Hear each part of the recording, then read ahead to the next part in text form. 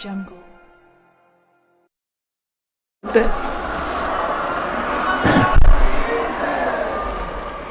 दास का उद्देश्य ये नहीं है कि मैं यहाँ भीड़ इकट्ठी करके कोई प्रभुता चाहता हूँ, नहीं। दास परिचित हो चुका है यहाँ की नकली प्रभुता, फोकट प्रभुता हमें नहीं चाहिए।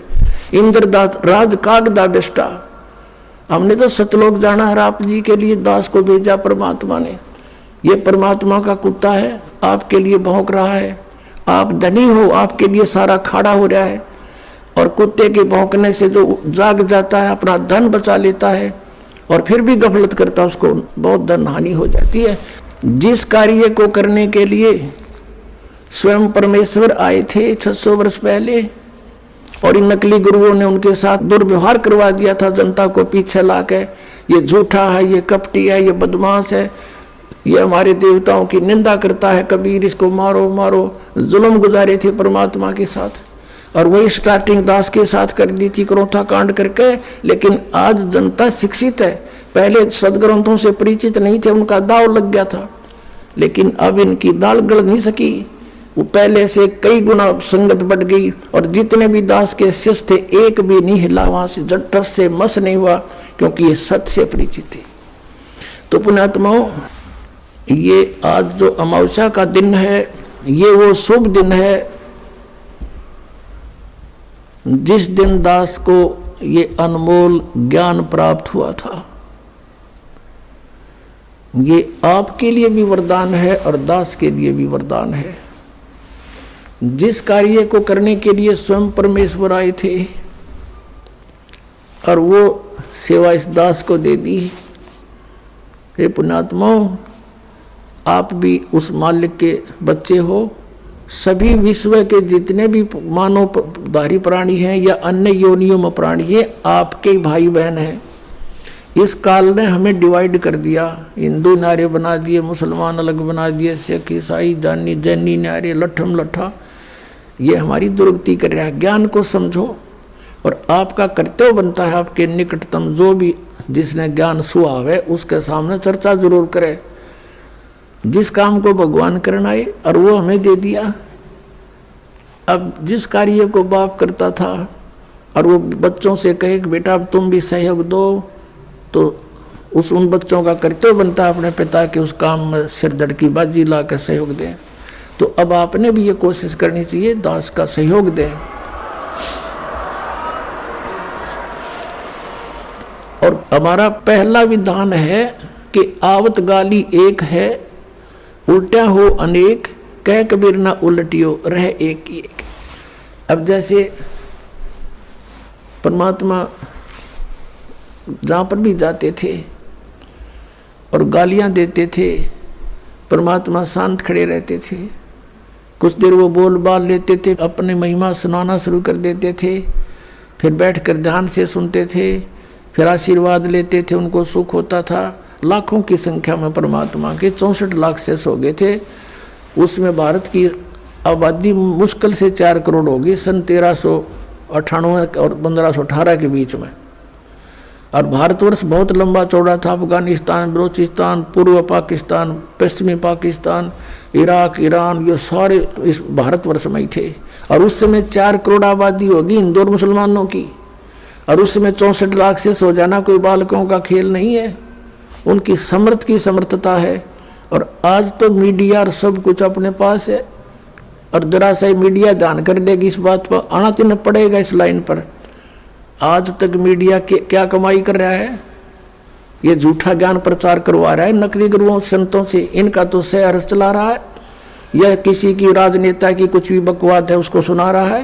और इस तत्व ज्ञान को सुनाओ तो इनका भी कर्म सुधरेंगे, इनके संस्कार अच्छे बनेंगे और जनता को ये शीघ्र ज्ञान प्राप्त होगा, कल्याण जल्दी हो जाएगा। ये चाहिए इनको करना, बाकी परमात्मा कराएंगे।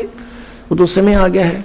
अब कहते हैं गुरु बिन माला फेरते, गुरु बिन देते दान, गुरु बिन दोनों निष्फल हैं, चाहे पूछो वेद पुराण। सतगुरु के उपदेश का लाया एक विचार, जय सतगुरु मिलते नहीं जाते नरक द्वारे। ओए होए। अब देखो क्या बताते, इस दिन की कितनी महिमा बता रहे हैं परमात्मा। सतगुरु के उपदेश का, गुरु से उपदेश ज्ञान मिला और नाम मिला, इसका ईब लाया एक विचार। और जय सतगुरु मिलते नहीं हम जाते नरक द्वार।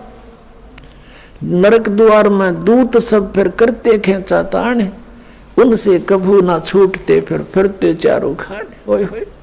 चार खानी में भरमते और कभू ना लगते पार, सो फेरा सब मिट गया मेरे सतगुरु के उपकार। ओए होए। आपको एक झलक दिखाता हूं, सतगुरु ना मिलने से जीव की कैसी दुर्गति होती है। फिर आपके आसानी तो समझ में आ जाएगी सचमुच ये दिन और ये नाम और ये ज्ञान कितना वैल्यूएबल है, कितना कीमती है। एक पुस्तक है आओ जैन धर्म को जाने, इसका थोड़ा सा वर्बली बताता हूं, मौखिक बताता हूं कि एक ऋषभ देव नाम के राजा थे और वो नाभि राज के पुत्र थे।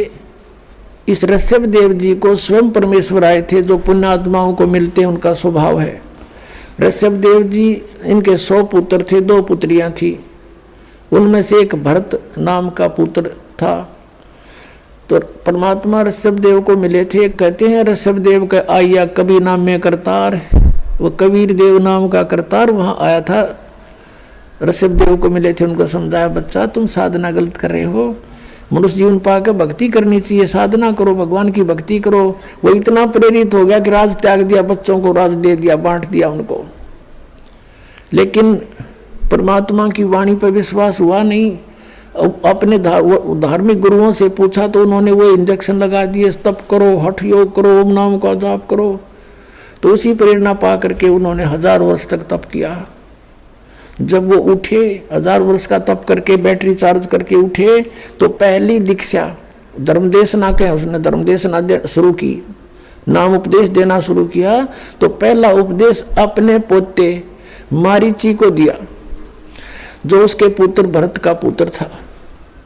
अब मारीची ऋषभ देव से नाम प्राप्त मारीची आगे जाके जैन धर्म में महावीर जैन वही आत्मा हुई। और बीच में कितने दुख उसके ऊपर आए देखिएगा। ये पुस्तक है आओ जैन धर्म को जाने, इसका ये इनका मंत्र है अणोम अरिहंतांत अणोम। ये ओम ने अणोम कहने लगे, बता कोई बात, ओम में कह दो सीधा ही, ये बिगाड़ और दिया। प्रवीण चंद्र जैन M.A. शास्त्री ये इसके लेखक है। आओ जैन धर्म को जाने, लेखक प्रवीण जैन चंद्र M.A. शास्त्री, जम्बूद्वीप हस्तिनापुर, प्रकाशक श्रीमती सुनीता जैन, जम्बूद्वीप हस्तिनापुर मेरठ। इसके 294 पृष्ठ पर हम चलते हैं, ये देखिएगा। आओ जैन धर्म को जाने 293 पृष्ठ पे विशेष प्रकरण है। श्री महावीर भगवान के अन्य कौन कौन से नाम हैं? अन्य 5 नाम है वीर, अतिवीर, सन्मति, महावीर एवं वर्धमान। इन 294 पे श्री महावीर जी भगवान के जीवन का कथन कहां से प्रारंभ होता है? पुरुरवा नामक भील की पर्याय से, मारीची से पहले इसके और जन्म थे, वो वहां से शुरू किए इन्होंने। पुरुरवा भील कौन था? पुष्कलावती देश की पुंडरी कीणी नगरी में वह भीलों का राजा था। उसने सागर सेन मुनिराज से मद मास मधु का त्याग व्रत लिया था, जिसे जीवन पर्यंत पालन किया। श्री महावीर भगवान का जीव पुरुरवा भील की प्रिया यानी जीव से शरीर से निकल कर कहाँ गया? पहले सौधर स्वर्ग में 1 सागर की आयु वाला देव हुआ। पहले स्वर्ग से फिर महावीर भगवान का जीव किस पर्याय में यानी किस जीवन को प्राप्त हुआ? भरत चक्रवर्ती की रानी ऋषभ देव के पुत्र भरत, उसकी पत्नी से मारीची नामक ज्येष्ठ पुत्र हुआ। मारीची को ऋषभ देव से उपदेश हुआ था। मारीची की पर्याय से महावीर भगवान का जीव किस पर्याय को प्राप्त हुआ? ब्रह्म स्वर्ग में, ब्रह्मलोक में देव हुआ। ब्रह्म स्वर्ग से कहा गया? अयोध्या नगरी में कपिल ब्राह्मण की काली स्त्री से जटिल नामक पुत्र हुआ। फिर 100 धर्म स्वर्ग में एक आयु वाला देव हुआ। फिर इसी भरतक क्षेत्र में सूतिका नामक गांव में अग्निभूत ब्राह्मण की गौतम ऋषि से अग्निशय नामक पुत्र हुआ। फिर स्वर्ग में गया, फिर ये हुआ, महेंद्र स्वर्ग में गया। और आगे देखो 295 पे मंदिर नगर में शाल्यकाय ब्राह्मण की कपिल पत्नी से भारद्वाज नामक पुत्र हुआ। भारद्वाज की पर्याय से महावीर भगवान का जीव कहाँ गया? महेंद्र स्वर्ग में देव हुआ, महेंद्र यानी ब्रह्मलोक में।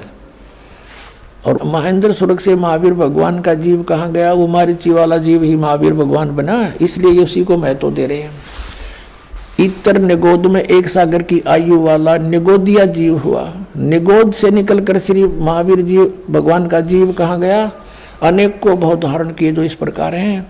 1000 आख के वर्ष के भाव, 80,000 सीप के भाव, 20,000 नीम वृक्ष के भाव, 90,000 बार केली यानी केले के वृक्ष, 3,000 बार चंदन के वृक्ष, 5 करोड़ बार कनेर वृक्ष के वृक्ष, 60,000 बार वैश्या के शरीर, वैश्या के जीवन, और 5 करोड़ बार शिकारी देख काल 9 कर्म फुड़वावे है, और 20 करोड़ बार हाथी, 60 करोड़ बार गधा। ओ तेरे की हे भगवान है, 60 करोड़ बार गधे के जीवन, 30 करोड़ बार कुत्ते के। ये तो एक एक बतेरा गणित जरूरत को ना।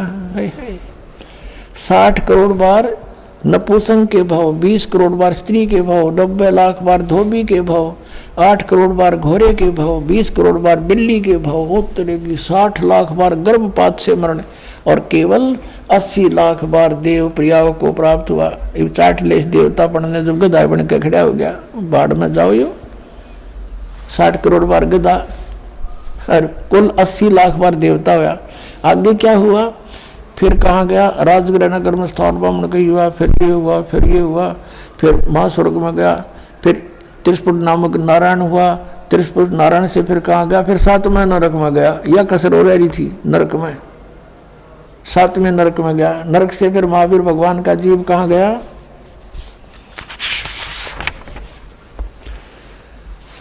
अब सिंगरी पर्वत पर सिंह हुआ, पुनः प्रथम नरक में गया, फिर दोबारा नरक में गया, शेर बना, फिर नरक में गया। फिर अब हम यहाँ आते हैं आगे जाकर, यही जीव के बना मारीची वाला। यहाँ से देखो जम्बूद्वीप के छतरपुर नगर में नंदीवर्धन राजा की वीरमती रानी से नंद नामक पुत्र हुआ। नंद का जीव आगे किस पर्याय में गया? पुष्पोत्तर विमान में देव हुआ। तदनंतर 24 में तीर्थ कर श्री महावीर भगवान हुआ। अब देखियो, अब यो महावीर भगवान हुआ, इसी ब्रह्म में टिकर हुआ के महावीर जैन हुआ, फिर महावीर जैन, और महावीर भगवान ने, महावीर जैन ने के साधनाएं चली। श्री महावीर भगवान के जीव ने कितने पाखंड मत चलाए? 363 पाखंड मत चलाए। पुण्यात्माओं, इस दास के इस महापरोपकार के प्रयत्न को आलोचना ना समझियो, यह आपकी सबसे बड़ी भूल रहेगी। दास ये बताना चाहता है कि ऐसे महापुरुष ऋषभ देव जो कि जैन धर्म के प्रथम तीर्थकर माने जाते हैं, प्रवर्तक माने जाते हैं, उनसे दीक्षा प्राप्त करके मारीची की कितनी दुर्गति हुई।